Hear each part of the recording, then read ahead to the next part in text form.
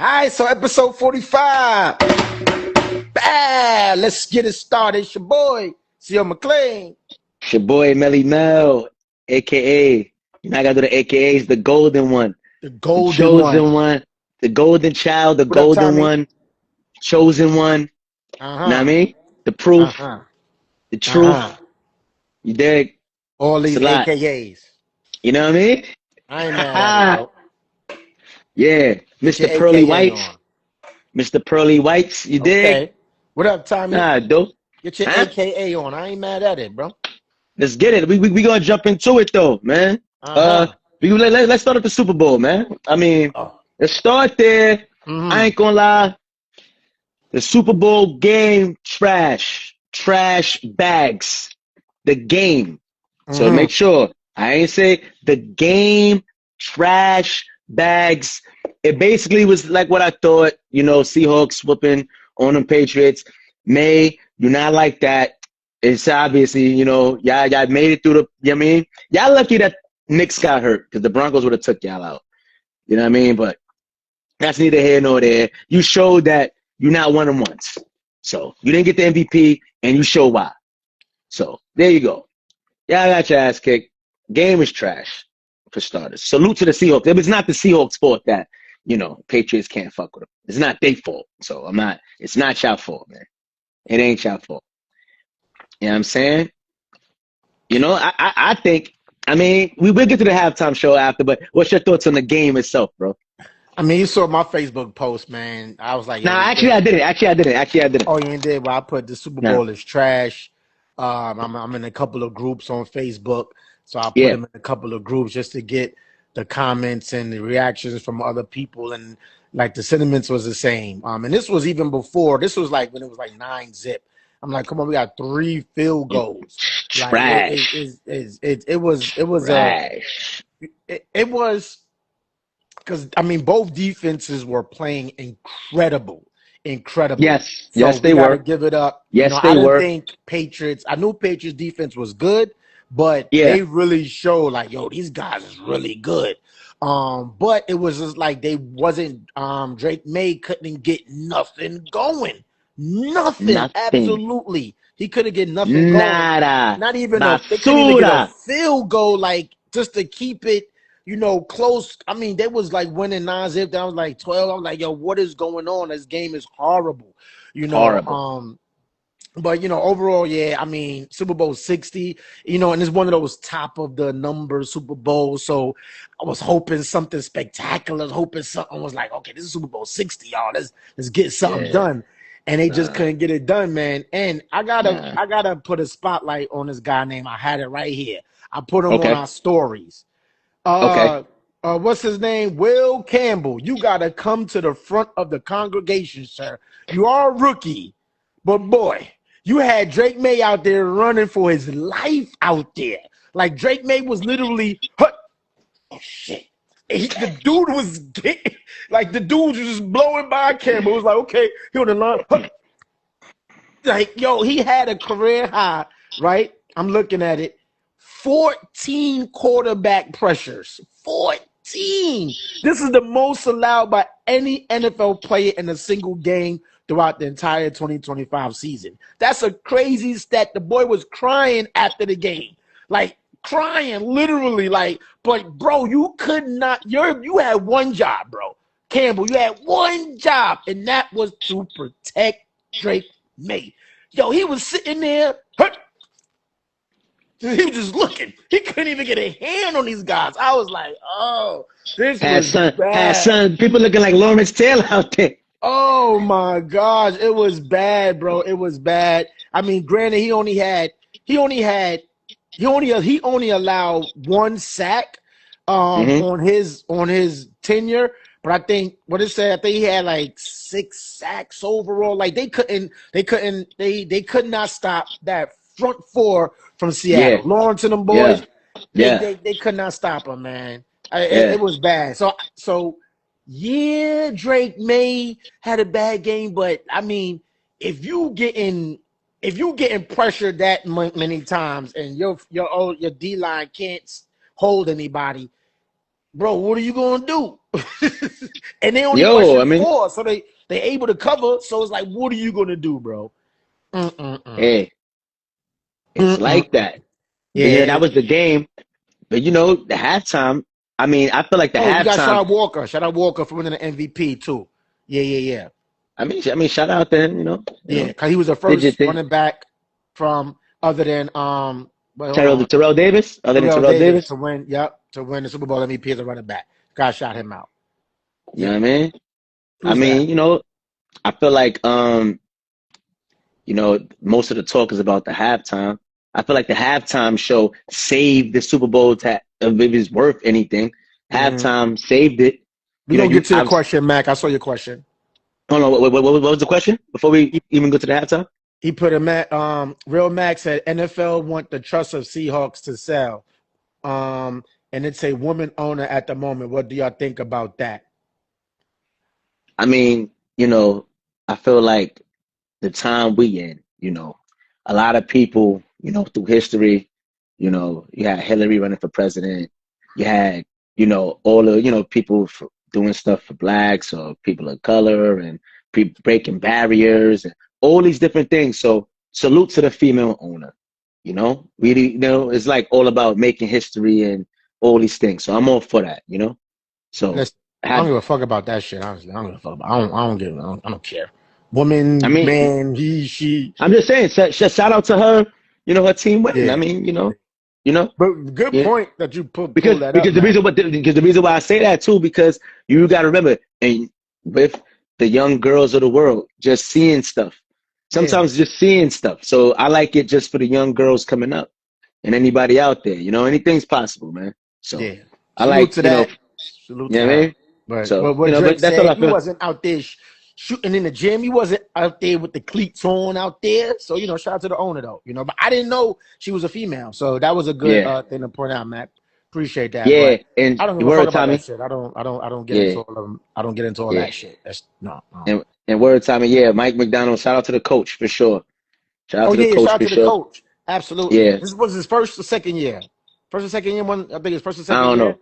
See me. I don't give a fuck about that. You feel me? I don't give a fuck about that. But yeah. You know what I mean? It is what it is. Yeah, I think it's first You know or what I'm second saying? year. And because they were talking about people, owners trying to mimic the Sean McDermott way, because he was a young tenured coach, came in, took the reins for the Super Bowl. So there's like a lot of owners was trying to mimic that style of getting these young coaches in. And he came in, and I think it was the second year, if I'm not mistaken. But yeah, he came and turned the Seahawks around and won a chip, man. That defense is tough, man. That defense is tough. They got their own name for their defense. I forgot what they call them. What they call them? Yeah, listen, man. I don't care what they call it. It ain't the Ravens. It ain't them 2000 Ravens. Ain't nobody better than that. That's that. So, you don't care what they call the name? No, because it ain't the dark side. Yeah, the dark side. That's what they call themselves, the dark side. Yeah. Yo, listen, man. That was cute, but that wasn't. That still wasn't what we did. 2000 best defense ever. You did? So it don't matter to me. That ain't, it ain't better than us. And it ain't even better than the 2002 Buccaneers. No, the 2002 Bucks. That's where Warren Sapp and them boys, right? Yeah, hold on. You said the comments beg to differ what? No, I'm just saying the comments gonna beg a differ that you said the Ravens got the best defense. Oh, nah. I mean, yeah, they do. Oh. Like, it's nothing to like, yo, come on, man. We ain't even gonna do that. This ain't even about the Ravens right now. I got the computer right here. Let me look it up. Look it up. They beat your team 35-7 with no quarterback, and you talking all defense. Let me see. Oh, man. See how which defense was the best in NFL history? They're going to say it's the Ravens or the Bears, but it better be the Ravens. Okay, we're going to see. Statistically, the 1985 Chicago Bears and the 2000 Baltimore Ravens are widely considered the best defenses in NFL history. Yes. So, yeah. Thank your computer for informing you, because I knew. But thank you for informing you. This is why I have the laptop here. This is why if I want to pull up something, I can pull it up. Tommy, yeah. The 2015 Broncos is not fucking with them Ravens or Buccaneers. I can tell you that. I know you said it before, but that shit is no comparison. None. Zero. Because, let me answer this first, Tommy, and anybody out there. Ray Lewis wasn't on the Broncos. So discussion is done. Ray Lewis was on the 2000 Ravens defense. So discussion is dead. All right? So now we're going to talk about that. They had Ed Reed and Ray Lewis on there. Ed Reed wasn't even on the team yet. Wait, he wasn't on that 2000 team? No, he was not. And that's crazy. Ray Lewis, they had, what's son name? Because he got a similar last, Charles Woodson, not Rod Woodson. It was Charles Woodson. Charles, Woodson. Was Suggs on there? No, right? No, not yet. Not yet. Damn. Let me see. Let me look it up. Oh, man, you know how we do, man. What are you talking about, man? 2000 Ravens, man. Let me look at that. Ray. Oh, nah, I'm not even going to put that joke. I was about to say a joke, but nah. You know what I'm saying? We go. Oh, it was Rod. Yeah, my fault. I forgot. I said I'll be mixing up the names. Because Tommy caught me when I was hype. So that's why I'm like, I just knew Woodson. So that's why I'm like, yo, I'm hype. But yeah. Oh, yeah. Chris McAllister. I remember that was a cornerback. Yeah.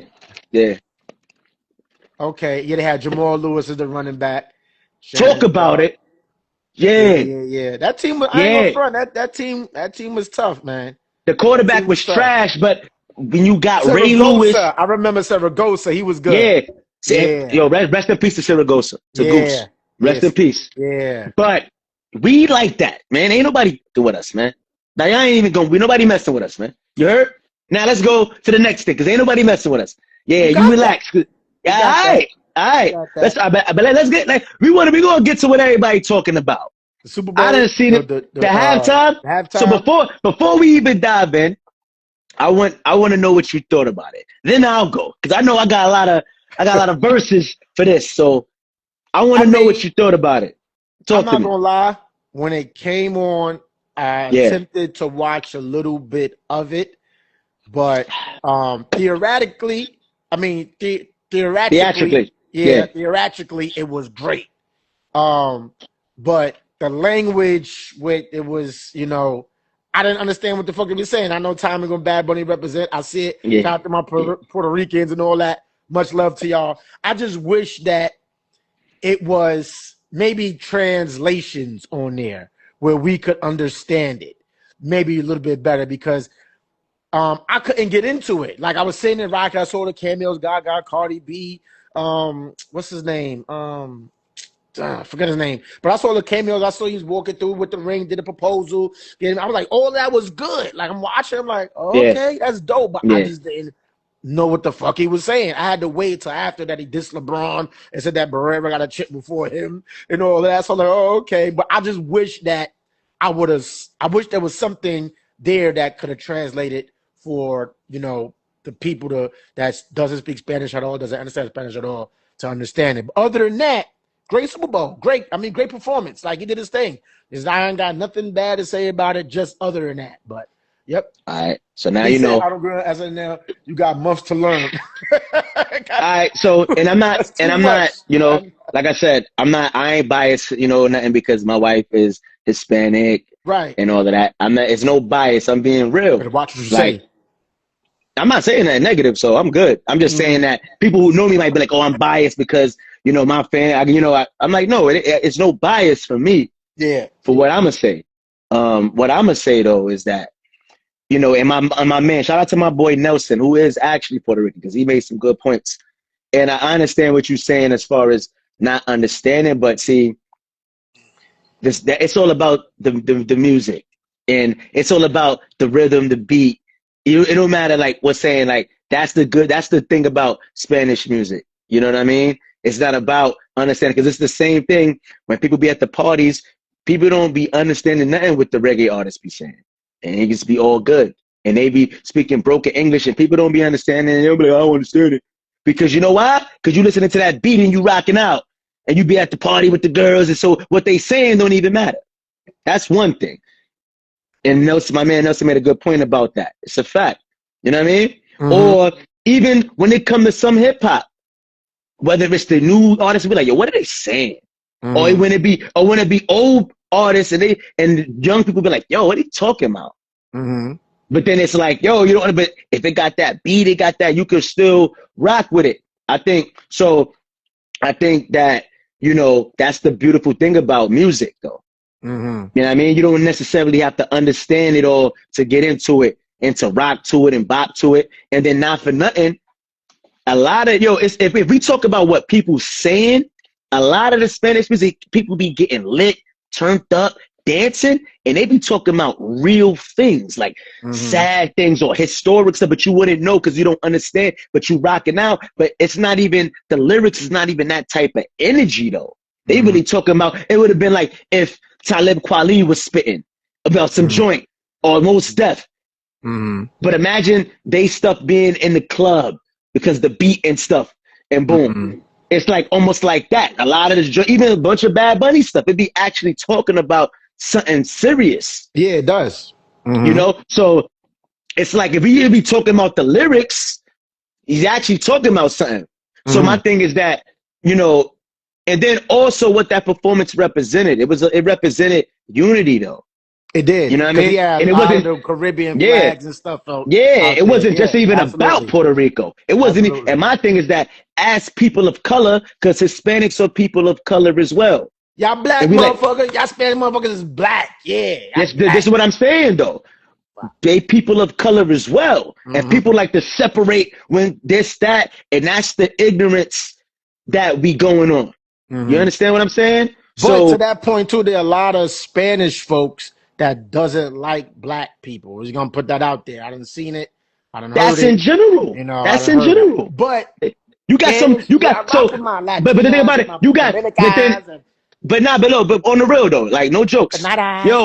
Yo, they even got, so that's like even like a black, no, hold on, bro, No, it's even like a black man who don't like black women. Say, oh, I like white women. Right. It's the same thing. You hating on your own kind. Right. Ain't no different. So that's just because you got there's some of all races that you could frown at something that they do. So this ain't for the Spanish people who hate black people or the blacks who hate their own kind. Right. It ain't even, so this ain't about them. Right. You know what I mean? So my thing is that people be too focused on things that don't even matter. That was a performance about unity, period, point blank. And he was the first headliner to perform in all Spanish as well. Yeah, and then he made it, and then it's like, and then sometimes too, if people haven't really got to go to the real parts of the, like for example, when I went out to DR with the fam, we wasn't at a resort. So that looked like the street. But a lot of people, when they go to these countries, you on a resort, so you don't know about that. You dig? So that's like being on the street for real. And getting a chini and all of that. Or getting the ices and all that. So that's why the performance was fire, because it's actually putting you in the community. And he was with the people performing. He wasn't like above them. He's with them. So there's a lot of great things about it and unity. And my thing is that we all got to see the big picture. Because he could have used that platform to do something else. So he actually did, like, for example, last time we was worried about Kendrick doing Not Like Us. You know what I mean? But then it's like he used his platform to talk about unity. In his time, especially with Ice and all that stuff. So you gotta give it credit for what the performance represented. Absolutely. And it was like, it was a win, period. And it wasn't just for Hispanics, it was for everybody. Unity. So I salute him and I appreciate what he did. And I enjoyed it. You know what I'm saying? You know, me and my wife was dancing and chilling and having fun. It was feel good. The words ain't matter. It's the same, because niggas know I'm right. If you clip this, how much of the reggae do y'all be understanding when you be in the club? You worry about shorty shaking the butt. Like, what are you talking about? You know what I mean? You know what I mean? Like, like, you don't be understanding shit, but it don't matter. It's the same thing. Enjoy the music, man. Enjoy the music. He said he represented all South American and Caribbean countries. So a lot of videos of families crying and getting hyped because he shouted their small country out and they felt seen on such a big stage. Yeah, absolutely. Come on, man. Yeah. So I mean, like, go ahead. No, go ahead. No, I mean, for the people that are talking negatively about his performance, obviously have their own personal gripes about things that were falsely narrated about him. For instance, they were saying it was saying that he hated America, and I wanted to like search that to make sure that that wasn't nothing that was said, and it was nothing that was stated that said anything about him hating America. And then Jake Paul had came out and made a whole statement bashing him, when in turn you was on documented saying that you live in Puerto Rico to evade paying taxes in US, so you kind of contradicting yourself with that statement in reference to Bad Bunny. And then his Logan Paul that came out in defense of Bad Bunny and saying no, he was on the wrestling. Yeah, he understood what Bad Bunny was doing in terms of, like you saying, bringing everything to everybody together. It's we're in a space, especially in social media space, where it's it's not a real space, right? It's just space of bells and whistles and smoke. And people are going to say what they want to say on there without no repercussions, and they can spew these rhetorics on blogs and stuff without no repercussions, and then people will start to believe these things without doing any research. To bring it all together is that, like you said, just to piggyback off you said, like, even though I didn't understand the lyrics, I had nothing against the performance. It was great. Yeah. And then after I figured out what he was saying, thought about, okay, that was dope. You know what I'm saying? He brought everybody together. I saw different countries and people from the islands, like my man Carter. He's like, shout out Bad Bunny representing the Bayesian flag. Got the Bayesian flag out there. So he did it to show, like, especially in light of all this ICE stuff going around that's detaining actual Americans, right? You detaining people who actually got citizenship here. So that in itself was what this performance was about. Like, it's not about, it's about unity. It's not about, ICE coming over here trying to detain, the Mexicans or Spanish or what have you. It's about everybody coming together. We in the U.S. We on America. You had my man performing Spanish on American soil. That was dope. I love that. I ain't got nothing negative to say. Only thing negative to say, I wish it had like translations on the screen. Other than that, shout out Bad Bunny, man. Beautiful. Shout out to the Super Bowl. You know what I mean? Keep it going, man. It was so much hidden information in it. It was. Yeah, for sure. So, shout out to that, man, and everybody. Unity. UNITY. UNITY. All right. And then, man, another topic, man. Let's talk about J. Cole, man. I'm gonna let you talk about. I'm gonna let you go, man. Oh, why you let me go? Hey, shout out J. Cole, man. J. Cole released a double disc to Fallout, and I wanna note he is 2 discs. If nobody didn't get the CD yet, it's 2 discs. One is number 29. One is number 39. That is his age now. So it's his perspectives from 29 to 39. So let's get that out the way, because there's a whole story behind the double disc. And even down to the last track, where is no lyrics, no nothing. It's just sounds. That's just a segue in, because this is supposedly his last album. Supposed to be. Yeah. So I think, like, I finished it up today. I like the homages that he paid to Boosie, to Mobb Deep, to Lauryn Hill, to DMX, to Outkast. Like for people, I saw something that Joe Budden said that he didn't really particularly like the album. Okay, Joe Budden, we hear you. But for me, just as a fan of hip hop and music, like, this was a great body of work. Great body. I couldn't. Is songs on there that you could skip because you don't want to hear it at that particular time, depending on what your mood is. Because I think a lot of the songs is based on your mood, right? And that what makes a great album, is when you have different songs for different moods.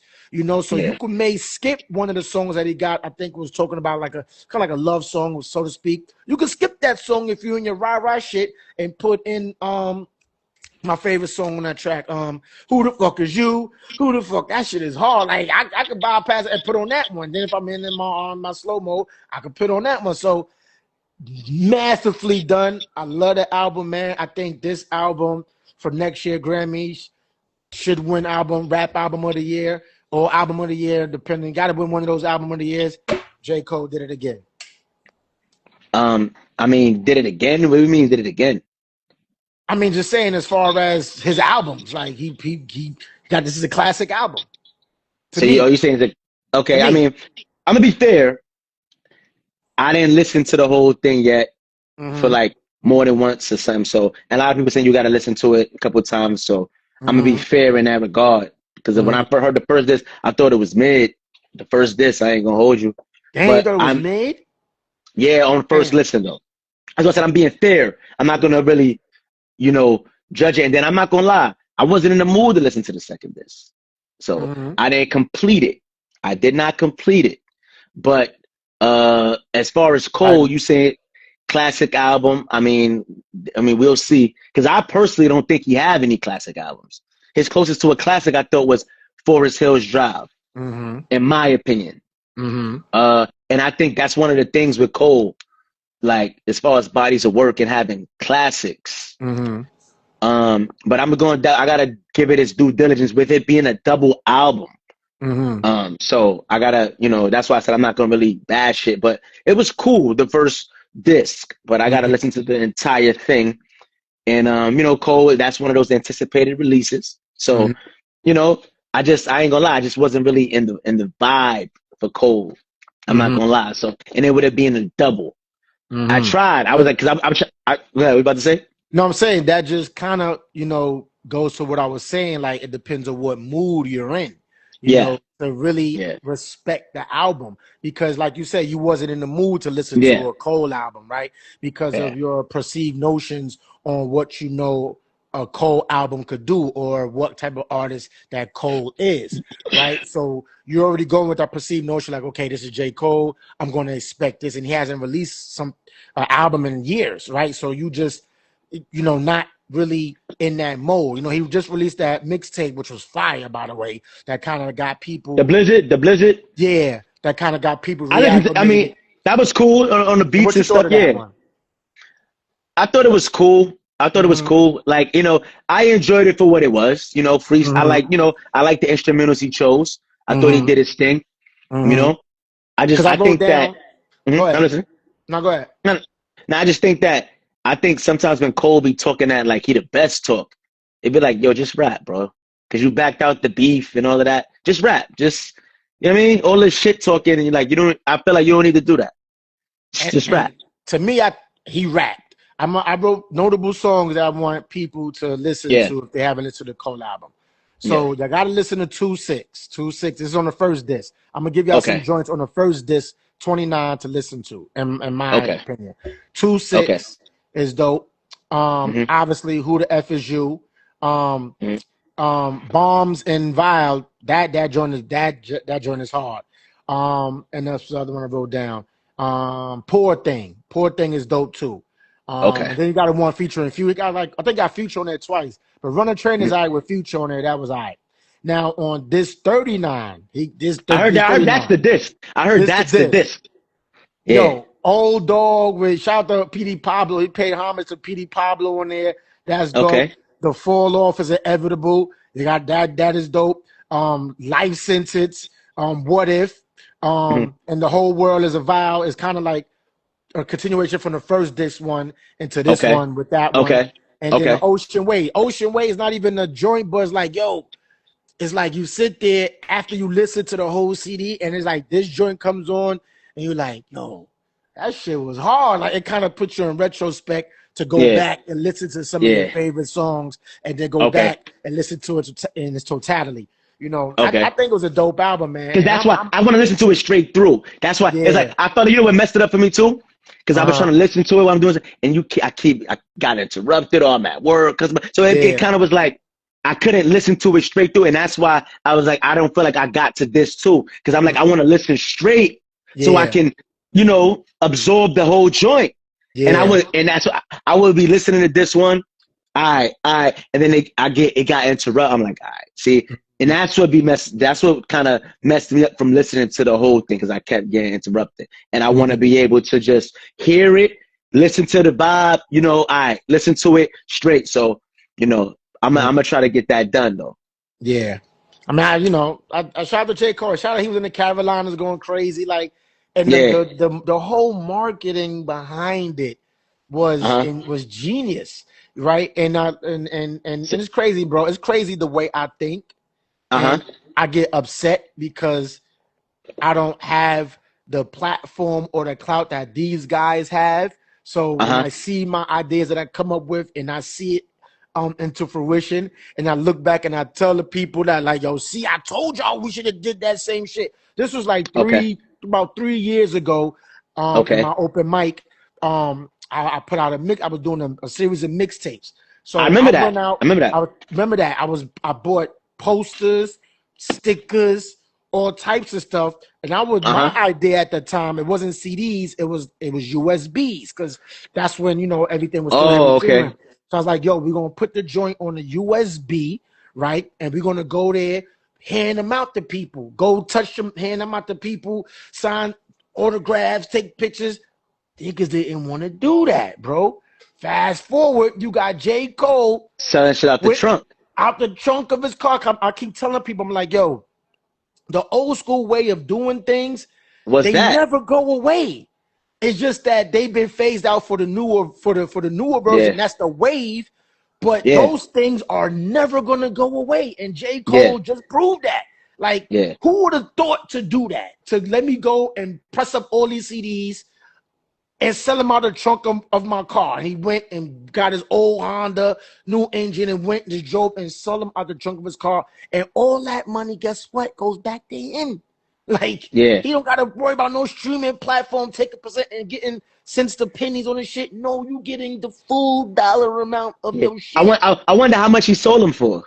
I think he didn't have no price. He was like, yo, whatever your donation is. If you want to do 25, then that's what he was doing. Like, like, genius, all while still having this shit streaming, doing what he doing, but he went out and touched the people, and that is why Cole is a legend right there. You know what I'm saying? And that's dope. Forward retro thinking, I call it forward retro thinking. So, bro, you're saying that album got to go on the wall? That's what you're saying?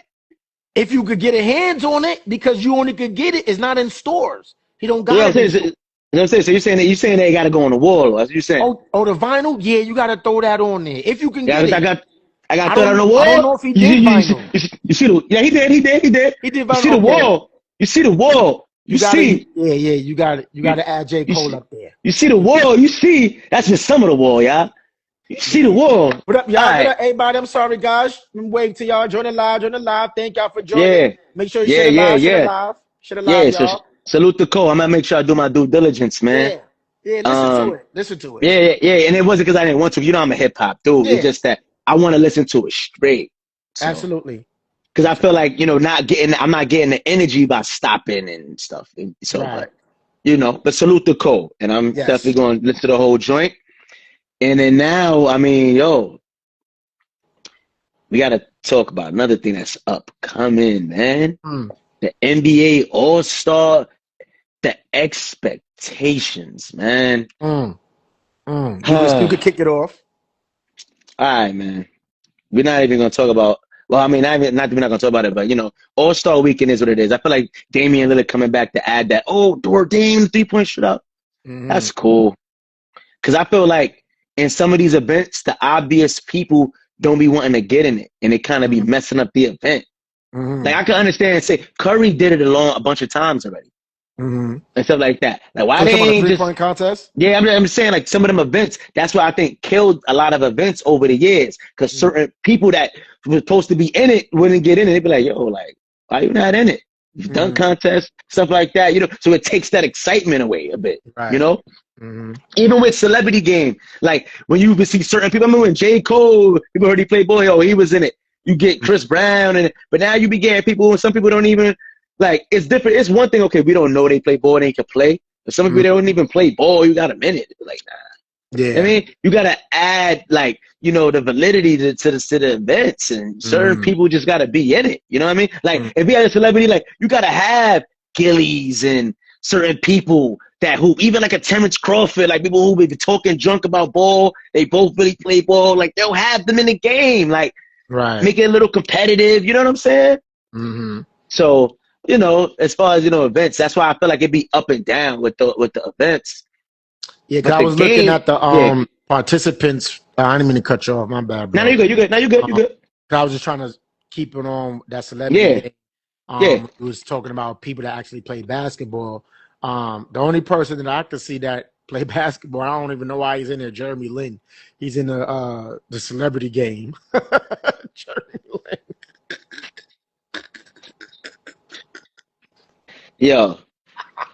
No disrespect to Jeremy No, Lin. no. I feel like that's almost like an insult to Jeremy Lin, though. Yes. Like Jeremy Lin could play ball for real. Like, come on, son. Like, so they got Jeremy Lin, Mustard, Badshaw. I don't know who the fuck is that.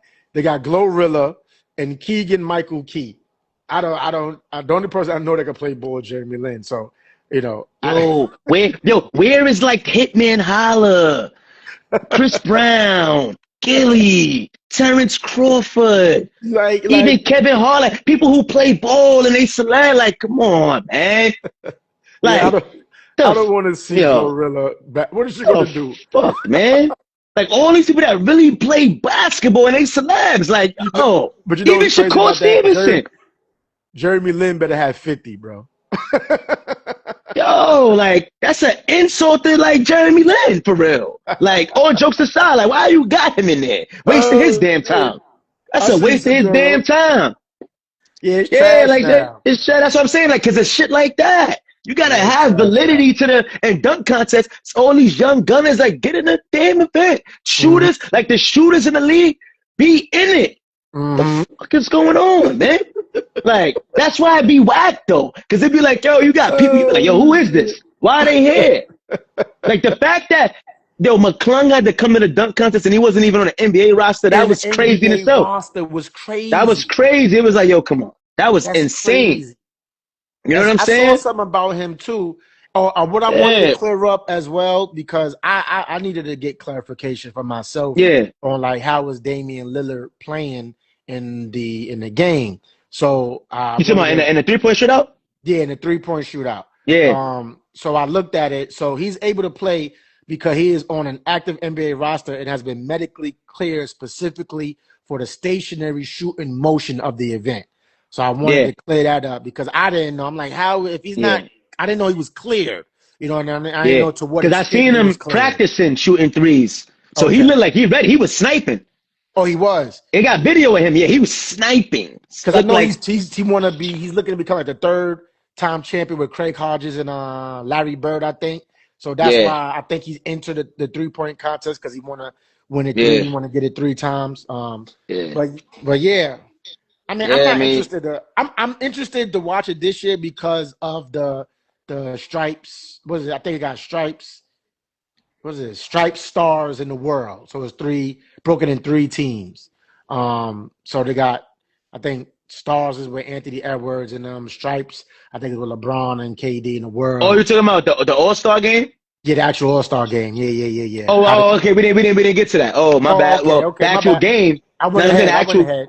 Yeah, no, the actual game, yo, come on, man. Like, you don't like the format? This is the last hope. Yeah. Honestly, like you done tried everything. This is like the last. If this don't work, then it might end up being a wrap. Like I was just watching something earlier about the All-Star game in '98 with Kobe, and that's why I don't like Karl Malone, dumbass man. Hating on Kobe. Young Kobe, because Kobe, he kind of give Kobe a pick. He like, yo, chill. Stop it. Right. I don't need no pick from you. I'm going at Mike. Straight like that. Come on here. You want to think about Kobe think he this and that. Like what? Like what? Now, I don't need no damn pick from you. Now, I want to oppose this question and to the people that's watching too. Is the NBA All-Star game or weekend per se, is it trash because guys are not willing to compete, or is it trash because of the different formats? Because I say this because, they had East versus West, right? And it was competitive. I agree with that, Joe. I agree with that. What he said? Yeah. He agreed it should have just been World versus USA, 12 players. And I agree with that. That's what I thought that's what it should have been. Right. But I'm like, is it trash because of that? Because they trying these different formats, right? And it's still you still have to rely on the players to go out there and make it competitive. Regardless if you're playing for a trophy or playing for cash, you still got to be competitive. Just imagine if you had 12 players full of Kobe's in each year, what would be? It will be a competitive game. If you're not going to compete against 12 Kobe's, your ass is going to get run out of the All-Star game, and it's going to be embarrassing. So I think it's the players that's making it trash rather than they trying a different format. It don't matter the formats if the players is not going to play up to the extent of what they play in the regular season. That's what I think. You know, I don't think it's the format. I think it's the players that's not taking it as serious as they should. You know what I'm saying? So, because if you look at Kobe, when one of his All-Star games, he was going at Braun. He was going out there. People look at him like, Kobe's an All-Star game. Kobe like, I don't give a fuck. All these fans out here came to pay their money to see us. Y'all supposed to be the best athletes in the world. We are all stars. They pay their money to see. I want to see pick and rolls. I want to see this. I want to see that because y'all the best of the best. You ain't got no role players on the court. So I want to see all the best of the best go at each other. You know what I'm saying? I want to see niggas go at each other. So I just think that the competitiveness is not there. Like the last of the competitive guys is gone. You know what I'm saying? Like LeBron is not that guy, right? He's happy-go-lucky all the time. You know what I'm saying? Kobe not there to give that competitive spirit. Who is there that's going to say, yo, guys, fuck that. I want to bust this nigga ass. Nobody. So that's why I think it's lacking, the competitiveness in the players. I mean, I agree with that. And I think that the different formats is a response to the players not competing. They try to give them incentives and more money in this so that they could compete. And honestly, I feel like how the All-Star game used to be. You know, first quarter, first half, you do a little bullshit, people try to go at it, but then when the second half comes, it's like, all right, let's get it. Right. That's how it used to be. Right. And that was a smooth way to do it. That's a great way to do it. Yep. But then, like, over time, it just got lost. And I think that's what ended up, destroying it right there, because people just stopped. Like, it just was like, oh, not taking it serious, not doing this. It just, it just became that, like, okay, we're not going to compete for the whole game. My thing is that's the whole thing about this. It's like almost like a video game coming to life. Yeah, you're not gonna get LeBron on the same team with Steph Curry. And stuff. This is your chance to get that, and like them just go out and rock out. Like think about it. We always thought about it. Of course, they ended up being on a USA team that won bronze, Iverson and Marbury. But that's a dream. But like, yo, I'm gonna have Starbury and AI in the backcourt. Right. And then you got to see how that would kind of look at the All-Star. Right. Or AI throwing lobs to Vince, and going in or balling with T-Mac. Or Kobe and Garnett. Like, or Kobe rocking out with Jason Kidd. Like, that's where we get to see that. And wonder how that would look. That would be fire. Kobe and J Kidd in the backcourt. Or imagine Jason Kidd playing with Shaq. Like, in the All-Star game. You get to kind of see that. So they just took it away. When Mike was still in Chicago on his last, I think it was like on the last championship when he played with Shaq, and it was like, yo, because remember, it was dealing, it was rumbling. Oh, yeah. Yo, bro, something popped into my head. I want to ask you this, because Sajiro comment. Keep it a buck. And this is why I said T-Mac is not keeping it 1,000. He's not keeping it 1,000. So when he left Toronto, remember, him and Vince got a pod, right? And he was like how, I believe he went to Orlando because he wanted to play home. I believe that wholeheartedly. That's T-Mac. Why I feel like that's why he left Toronto. He got a chance to play home. I understand that. This is where I think he's not keeping it a buck. And I had to explain to Jero, and he's lucky that Kasim is not around. Because you know where I'm going with it. All right. So, remember, he went to sign with Orlando. But bro, we got to keep it. That's how I told Jero, we got to keep it 1,000. We got to see T-Mac be T-Mac because Grant Hill was injured. Yeah. And because Tim Duncan ain't come. Yeah. Bro, at that time, there was no way in hell T-Mac was going to be number one option with prime Grant Hill and Tim Duncan on Orlando. Am I lying? At that time, Grant Hill, who he was, At the time, you got to remember, we not what they all became at the time. Wait. So you basing it off a scenario that T-Mac, Grant Hill, and Tim Duncan on the same team? Remember, when he was going to Orlando, that was the situation. They was making it like T-Mac went there to be the man. But it's like, you wasn't going to be the man on Orlando because that was supposed to be the situation. I mean, by time Grant Hill was on Orlando, he wasn't like, he was a shell of himself. He wasn't. Remember, bro, that was the first season that he actually had the serious injury. He signed with Orlando. Nobody knew how he was going to be coming off the surgery. Because remember, he got injured at the end of the year with the Pistons. He was still averaging 25. And that dude, at that time when he signed with Orlando, it wasn't until he tried to come back that the ankle started messing up. So going into it, everybody's expecting that Grant Hill. And then Doc Rivers messed up Tim Duncan from coming. Yeah, I remember he messed that up. With the plane jump. Yo, so bro, we got to keep it 1,000. The man with Tim Duncan and Grant. What I'm saying, we know. Okay, so Sajero is saying that T-Mac would have been number one option if he went over there, and you're saying that he would have been what, the number 3 option over there? I'm not saying number 3, but they was making it like not even Sajero though. It was like he wanted to be the man and stuff, but it's like, bro, you were not going to be the man with Tim Duncan. Yeah. We're not talking about Tim Duncan. Mm-hmm. This is 3rd or 4th year in the league. Yeah. You're not number 1. Mm-hmm. We're not going to do that. Yeah. We're not doing that. Yeah. Right? And then Grant Hill at that time, that sign, nobody knew his ankle was going to be like that. Right. Wait, and because didn't Tim Duncan, how many chips he had? 2? At that point, 1. The one on against the Knicks. Okay, remember, that was in 99. This is 2001. 2000. Not even this is 2000. At that time, remember, just that All-Star game, Grant Hill, one of the main dudes. Like, T-Mac, you was on Toronto doing your thing, but we're not going to. This is what I was explaining to Sajero, though. I said, bro, at that time, you're not going to find a GM or anybody that's taking T-Mac over Grant Hill at that time, going into the season. Not, I see what he became. Going into it. That's why I said we got to keep it a buck, bro. Remember the time. In 2000, nobody's looking at T-Mac like, yo, he's fucking with Grant Hill. Nobody. He's averaging 25, 26, 8 and like 7. Yeah. Nobody knew that it was like Penny. Nobody knew that injury was going to kill him like that. Yeah. And at that time, T-Mac wasn't T-Mac. This is what I'm saying. So going into it, they like, okay, we got a young rising star in T-Mac.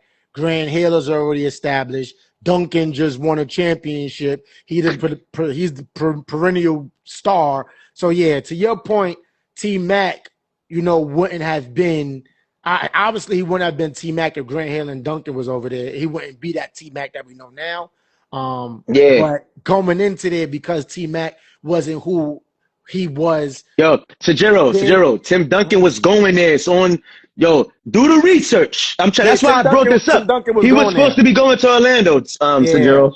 You gotta look it up. It was because Doc Rivers didn't. Some with a plane. He didn't send a plane. Yeah, it was something. He messed it up. Plane. Yeah. So that's why I tried to say that he didn't go.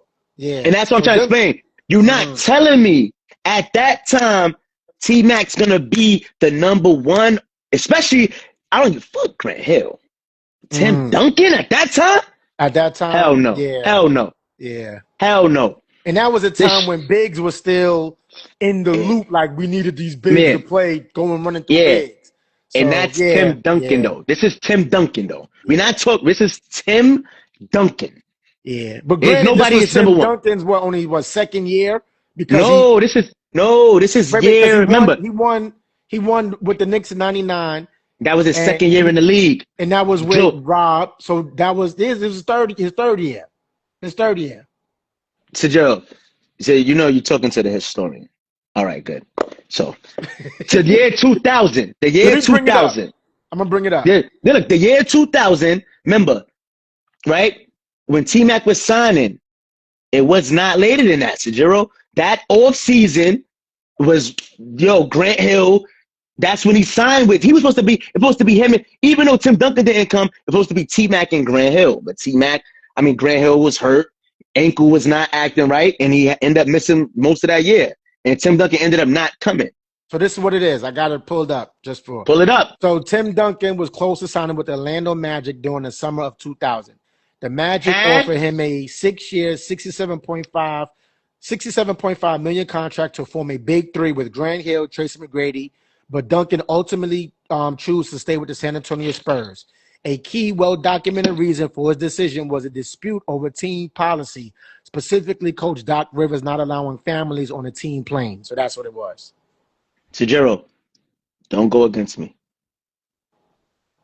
Mel knows. Mel knows. I'm not Nostradamus. That's CEO. But I know. You heard? Wasn't later. He said, summer 2000. And to break it in more context, he said during a meeting, Duncan asked if his wife could travel on a team plane. Doc Rivers refused, citing team policy, which acted as a significant deterrent. So it's because of that. That's why Duncan stayed with the Spurs. Yeah, Sajiro, don't go against Mel. All right? You should know that. And that's why. And then hold on. Bro, pull up Grant Hill stats from the 2000 season, please. Mind you, Grant Hill started in the 2000 All-Star game with Vince, Iverson, Alonzo Mourning. You said 2000 season? Yes, the 99-2000 season. Read his stats. Nah, Tajiro. Nah, you know all that info, then you wouldn't be questioning me. So I'm going to give you it. You dig? Read Grant Hill stats. Read his stats, bro.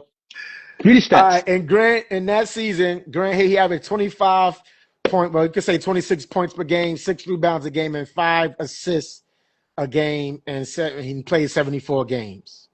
He was third in the NBA in scoring at 25.8. Now, do I need to keep going, bro, or should I just chill? No, I mean, to your point with Tracy McGrady being, if that would have happened, and who knows if that would have happened, maybe Grant Hill his ankles, maybe because he could just chill out and because he got Tim. Who knows? That's a huge what if. But if generally constructed, if it was a healthy Grant Hill, healthy Duncan, and what T-Mac was coming from Toronto, coming to Orlando, Tracy McGrady would have been a third option on that team. That's what I'm saying. We got the opportunity to see T-Mac be T-Mac because Tim Duncan they tried to make it seem like he signed over there to be the man. You wasn't. That's not what it was going to be when you signed it. That was not the thing. And that's the point that I make. They would have won a chip with that. But that's the point that I'm making. You didn't sign over there like, I'm going to be the man. Because at no point is you better than Tim Duncan. Tajiro, you asked to be at it. Yo, listen, I got the boxing gloves ready, man. And don't be. If you're going to be on the live, be on the live, man. Don't put the video off. If you're going to be on the live, be on the live, man. Show your face. You got to show your face. Nah, I need to see your face, man. I need to see your face. I can hear you, but I can't see you. We need to see you. 1 second. Hold on 1 second. Yeah. I'm ready. I'm out here. Not even like Money Floyd. We are Pretty Boy Floyd. I'm ready. Roy Jones. I'm like, CEO on East 33rd. Nah, what I was trying to ask y'all was all the information y'all gave. I knew that the Doc Rivers shit. What confuses me is Duncan came into the league in 97, so 98, 99. How was he already a free agent in 2000? That's what I'm saying is confusing. How was he a free agent after 3 years? Yo, he might have signed a 3-year deal. Yeah, he must have signed a 3-year deal. That's what had me. Yo, Matt, you see, we keep it real because that's what I said. I thought I'm ready to balk on him. I'll be ready to balk on him. Everything you know you that. said, I knew the whole Doc Rivers, all that. But hold on. Since you on camera now, wait. To answer that question, Tim Duncan was on a 3-year rookie contract. That's why. Huh? So like I said, rookie contracts back then was 3 years. 3 years. So that's hold on. No. Now, since you wanted to come on the live, I'm at your head top. You need to stand on what you said when we was talking. You said to me, you said to me What I said. that T-Mac in the year 2000. And the funny thing, bro, Kasim called me, but I had to stop the call because he heard me. I had to end the call because we on the live. Kasim called me. See how God works? But yo, you lucky, yo, Sajero, he would have been on your head top. But look, for real. You said in the year 2000, Yeah. T-Mac was going to be over Grant Hill? You said this to me, so I need you to on this live. Real quick. What did I say? Remember what I said? You were saying that T-Mac was going to be the man over Grant Hill, and like T-Mac was the dude, and I think that's because of what T-Mac became. I need you to stand on that. In the year 2000, T-Mac over Grant Hill. Please talk, please, yeah. Yeah, because T-Mac was only averaging 15 that year. Right, because he won most improved player. He wouldn't have been the man immediately. No. He won most improved that year in Orlando. Yeah, he didn't win it in Toronto. That's what I mean. Yeah. What I was trying to say is, obviously, Grant Hill was better. But over time, I think T-Mac... No. He's moving the needle? Yes, moving the needle. We're not talking about over time. Hold on. I'm about to go. Let me go on our message, and I'm going to come right back. I'm going to go on our message. I'm going to come right back. All right. Because, yo, bro, he was arguing with me like, yo. You know, I was like, bro. I said, yo, bro, you know how I do it. Yo, Mac, y'all see me? Yo, bro. Nah, because you know what? For real. That's like, bro. That's like, that's like if I would have told you, yo, because Iverson crossed Jordan, he was going to be the face of the league. And that's like if I told you that he was better, like, just off the rookie year. You feel that? Stay ready. You got to get ready. You feel me? I'm ready. Yo, we got to go there because, yo, bro, he was arguing me that I said, was it no GM at that time taking T-Mac over Grant Hill? Yeah, not that in time. 2000. It was averaging 26. T-Mac was averaging 15. But bro, forget the numbers. You lived that. So that's why I'm coming to you. You don't even have to look at no stats. Fuck the stats. Just go on that topic. Yeah, Grant Hill was that guy. Like, he was that guy. Like, yo, he was, bro, true or false? Yeah. Was he not fucking up Scottie Pippen? Yeah, absolutely. And Scottie Pippen is all defense. He's chewing them. So that's I'm like Sajiro. In 2000, there was a big gap. Nobody was viewing like, yo, T-Mac fucking with Grant. No. Because he wasn't even looked at as better than Vince at that time. At that time, At that time. So that's why I said we got to keep it a buck. Mac, you see me, I'm always ready. I had to call him out. If you want to come on the live, I need to see your face, and you need to speak to what you were saying. Because you told me in 2000, T-Mac this. I said, we're not talking about what T-Mac became. And the point I made, everybody know T-Mac is nice. Right. But all I'm saying, when you signed to Orlando, Tim Duncan, Grant Hill, that would have been an amazing big three. But you played yourself into the status. You earned that. I'm not taking that away. I'm not shitting on T-Mac at all. I'm just saying, signing, you come in there, you know, Tim Duncan, Grant Hill, all right, I'm going to do my thing. I'm going to ball out. But it wasn't nobody on planet Earth like, yo, T-Mac fucking with Tim Duncan. Nobody. All right, let's end this topic. We didn't win above and beyond. Yeah. You know how I had to expose it. We get some Gerald back on later. Let's get to the next ones. All right. Yo, listen, man. I'm that guy. 2 cents and change. We here. All right. Yo, the bad boy Pistons. Yo, bro, yo, watch you cut it up. Yeah, you know what I mean? Let's go. Yo, this shit might take up all the 40-something cuts. Yo, we gonna run through it. Bad boy Pistons is back. No, they're not. Why you don't think so? I don't see Isaiah Thomas over there. I don't see Dumas. They ain't win shit. It's always you can recreate something in the new way. It could be the new recreated Bad Boys. You know, ain't no recreating that. I mean, because ain't no recreating that. What Detroit was in the 90s, what they what they you know, MO was to beat people up.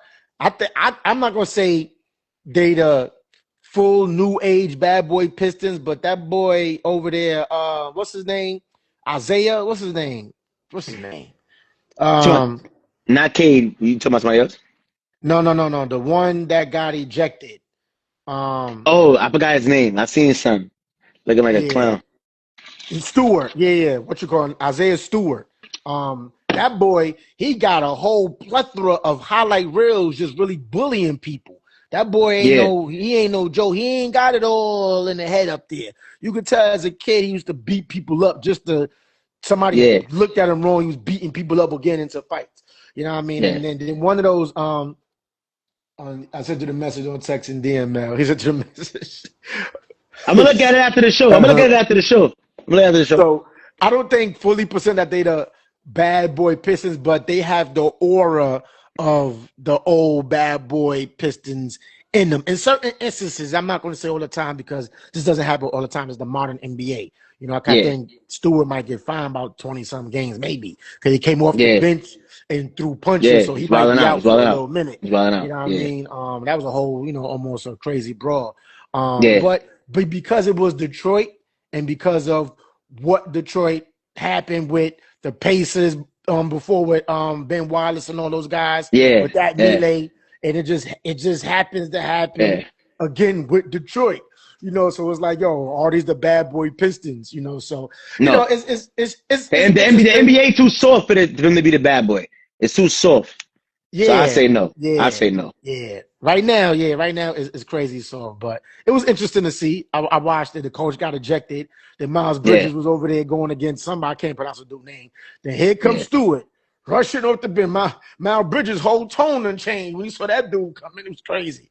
Yeah, but shout out to and they won the game too. So shout out to Pistons, man. But you gonna miss some key players. And that dude, I think they're gonna let him play in the All-Star game because he was part of the melee. What's his name? Jalen Duren. He's a part of the All-Star festivities, but they don't know how it's going to affect, you know, that. Okay. But shout out to Detroit, man. Bad boys. Yeah, and then I wasn't familiar with this, the Lindsay Vaughn injury. Yo, shout out to Lindsay Vaughn. You familiar with that, bro? Nah. So Lindsay Vaughn, right? She's a renowned Olympian, man. Okay. She prior to the event that she was airlifted up, she had ruptured her Achilles. So I just want to get it right. She let me see. So I just want to make sure I get it right. She so yeah, it was marked by she torn her ACL. She had a torn ACL. I'm not Achilles. I'm sorry. So she completely ruptured her ACL, and she was still going to compete in, I think it was a down sled or something. Don't quote me. So with a ruptured Achilles ACL, now she just It was like, yo, you're going to compete? She's like, yeah, I'm gonna compete. You know, because she went out there and she fractured, or they said she hit a wall or something. Her arm got caught. And she ruptured her fibula, like she got fucked up, had to be air carted off. But for her to have a ruptured ACL and just have the determination to go out there and rep for the country, USA, what up? That's that USA heart in you. It's that's unheard of. Like that this is a woman now. No shots and nothing like that. No, but I'm just saying some niggas ain't doing that. You know what I'm saying? So you had this woman that's like, yo, listen, I'm going to represent. I'm going to go out there. And remember, this is an ACL now. And you got to go on a downslope move like that with motions and shit like that. Like, incredible story for her to even attempt to do that. You know, and then it just was capped off with, her being carted air. They had the air cart off. They was working on her for like 13 minutes because she was fucked up. And then I just want to note, just her injuries prior to this. So in 2006, that was the tibia fracture, the torn ACL, and meniscus damage. In 2024, she had partial right knee replacement. In 2018-19, she had perennial nerve injury and a torn LCL, meniscus, and tibial plateau fractures. In 2016, she fractured her right humerus and multiple left knee fractures. In 2013 and 15, broken ankle, right ACL ruptures. All of this while still trying to compete for medals in the Olympics. Lindsay Vaughn, you are the bionic woman of the century. Salute you. Like, bruh, her body must be, she can't go through TSA at all. She got to get patted down. Because that shit going to be, all right. Like, yo, bitch, what the fuck you got in your body? Because, yo, she's bionic woman, man. Shout out to, had to shout out to Lindsay Vaughn, man. Shout out to her. It's crazy. Yeah. Yeah. And then Dame Lillard back. I mean, he just back for the 3-point shootout. I think Dame is on record saying he's going to stay out for the season. So yeah, he just coming back to participate in that. So, yeah, I mean, try to give some energy to the event. But, so let's shout out to Dame Lillard. I think Canupa going to beat him, though. Yeah. I mean, I like Canupa. That's my dark horse. All right. That boy could shoot, boy. That boy could shoot, boy. That boy, he a shooter. Now, I don't know, Dame, because it's different from, the 3-point contest is just stationary, shooting like that. I didn't see the video of Dame shooting. But it's like, it's still a difference because you haven't been playing in NBA games as opposed to you just shooting in the gym and stuff like that. So these guys are already in half a season NBA mode, been shooting, so it's like, yo, they going in thinking like they, I think it's a different mindset. So it's gonna be interesting to see if Dame could pull this off. If he could pull this one off, this might go down as one of the greatest. I'm gonna say that, but this will be a tall task because you're a guy that came off an Achilles injury. And you coming in there to participate in a 3-point contest. I'm rooting for Dame too, Matt. I'm rooting for Dame too, man. Yeah, listen, I know Matt gonna go there. That's for Oakland native. He gonna go for Dame. Yeah. But my dark horse is Canupa. That's my dark horse. But shout out to Dame. Like when I first saw it, I didn't think he could do that. I'm like, how the fuck? I didn't know that he was medically cleared. But now knowing what I know now, that's why he's able to do that. So, let's see what Dame do. Dame can win 3. If he can win 3, he go down in his story. So let's see if he could do it. Yeah, man. Shout out to Dame. And then speaking even similar, though, as far as Jason Tatum practicing and different things. I mean, because of the severity of Achilles and he's young, but like I said, everybody's body's different. I personally just feel like let Boston do what they do this year and boom. Because I feel like he still has to work his way back. And then it's like you're going to disrupt everything. Just coming back midway. They've been grinding without you. Not saying that they're going to do stuff without you, but I just say, yo, just take the season off. Rest, do your thing. Go through a training camp. Get yourself back. Get your confidence. Because now you got to do all these things mid-season in the midst of what they are already doing.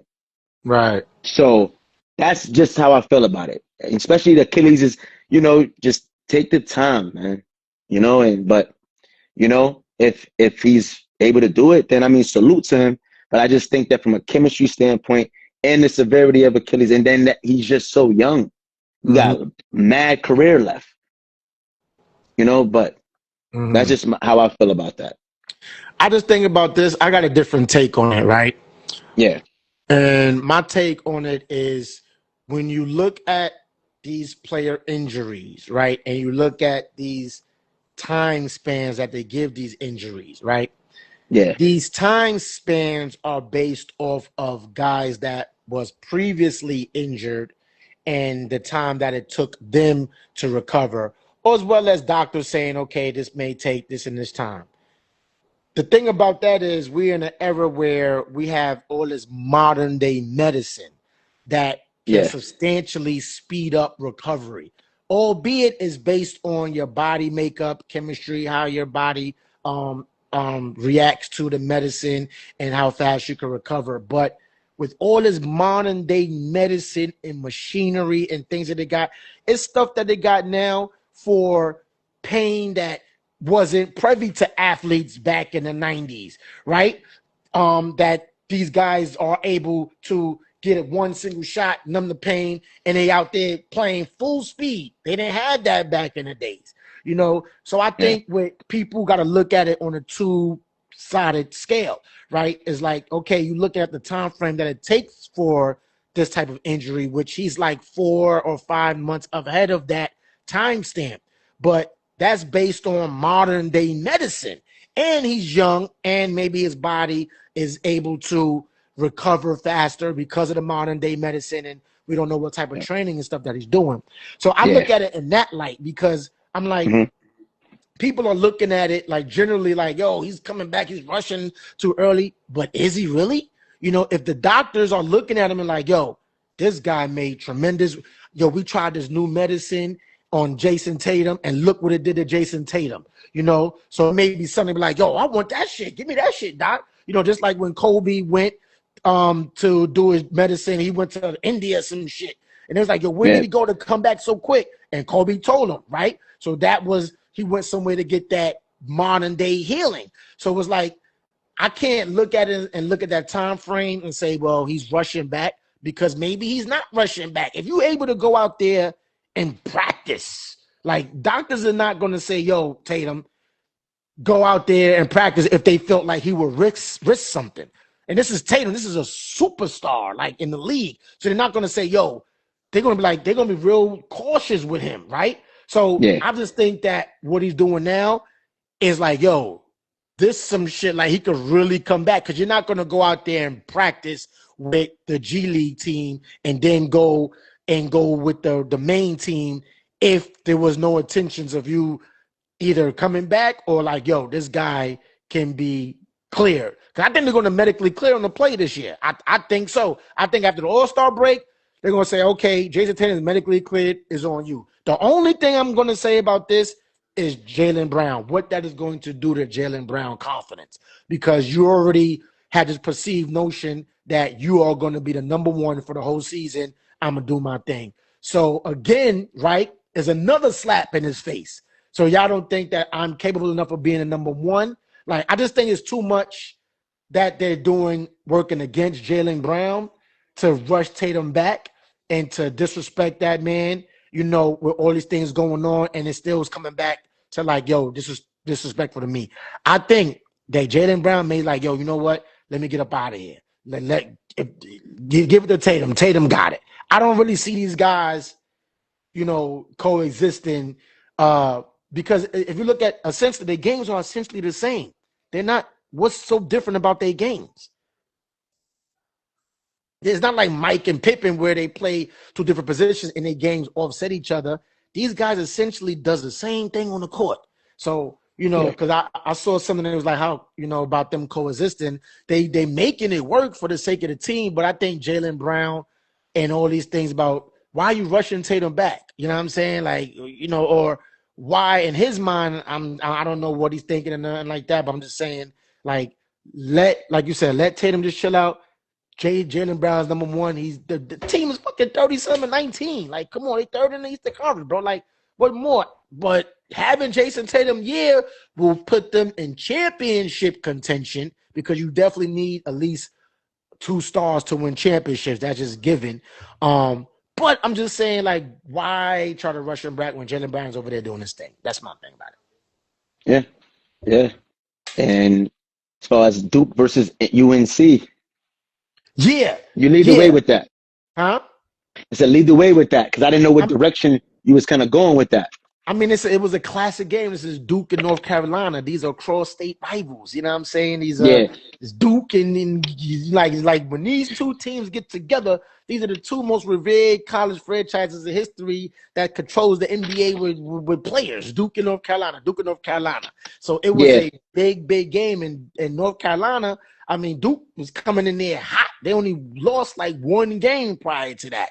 And North Carolina had to come back in the second half to win that game, and a buzzer beater kind of 3-point shot to win the game. So it was a big game. Like, it's always good when these two teams play and it's close games like this, because of the rivalry that runs deep with Duke and North Carolina. Because, you know, now me living out here, I'm seeing it like, yo, it's real big. Like these niggas don't play out here. Like I like Duke. I like Duke better. You know what I'm saying? Like Yeah. Duke, what you mean?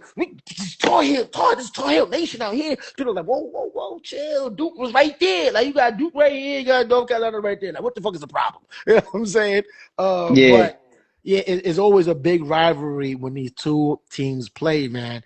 And I was just looking just to note, they overall, right? Like NBA players, like Duke got 107 NBA players, and North Carolina got 105 NBA players, right? Draft picks, North Carolina 113 draft picks, Duke 106 draft picks. Like these guys, if you know you go to Duke or North Carolina, you know your path. If they recruit you, your pathway to the NBA is open. You know what I mean? These two franchises. And you don't even gotta be killing like averaging 20 if you go to them schools either. Yeah, Duke or North Carolina, you good. And you know you gonna be part of history with these rivalries. So, you know, I just wanted to put that in and shout them out because it was rumblings that Michael Jordan was gonna be at the game and all that. It was big time talk out here, you know what I'm saying? Like they go crazy, they decorate everything. It's crazy the Carolinas for Duke and North Carolina. You know what I mean? So shout out to them, man. So I just wanted to bring that in there. Bow. Yeah, man. There he is, man. That's it, man. Episode 45, 2 Cents and Chase the pod, man. I want to thank all y'all for tuning in, man. Shout out to Jajero for his 30-second cameo. And he had to leave because bro pressed him. So Nah. That's my guy. I'm gonna look at the thing though. I'm gonna look at the messages though. You know I love him. Good. You know I love him, man. Boy, C.O. McLean. It's your boy Melly Mel, man. Episode 45. I'm gonna put this up tonight. I'm probably clip a thing of it tonight because we got credits now and all that. Yeah. All right. We out, y'all. All right, y'all. Peace.